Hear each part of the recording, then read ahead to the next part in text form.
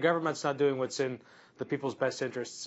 It's just doing what's in its own interests, and the people don't trust the government. It's people that they know that they don't trust working with people that they don't know that they don't trust. So, of course, the government, it had an option. It could have just said, no, we're not going to accept these measures, and we'll go to default. And by the way, there's no reason that a default has to equal an exit from the Eurozone. I don't see that connection. Other people have made that point, and that's used to intimidate the population of Greece, to scare them, to say, well, if you don't accept these measures, then we're going to default, and you're going to be plunged into chaos, and we'll have the drachma, hyperinflation, disaster, and these are scare tactics, because the people that are in power benefit from a system where they can cooperate with the Eurocrats in Brussels while the Greek economy is collapsing, and they can come in and buy assets on the cheap, whatever, a controlled implosion of the Greek economy. There are a lot of internal political dynamics in Greece that a lot of people outside of the country don't fully understand, and even people inside the country don't understand.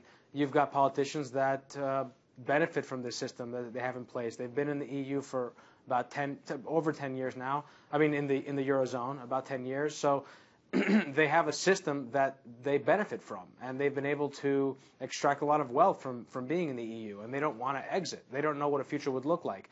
That would require a lot more autonomy, and a lot of these Greek leaders are comfortable with their positions.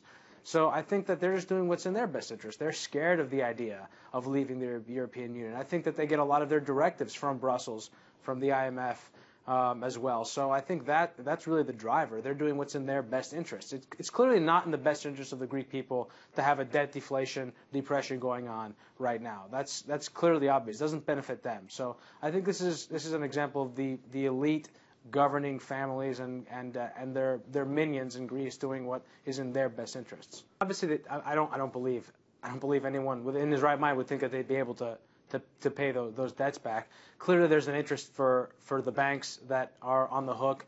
The European Central Bank has obviously bought a lot of that debt, so they stand to lose. But at the same time, if they just keep rolling it over, they're going to lose anyway.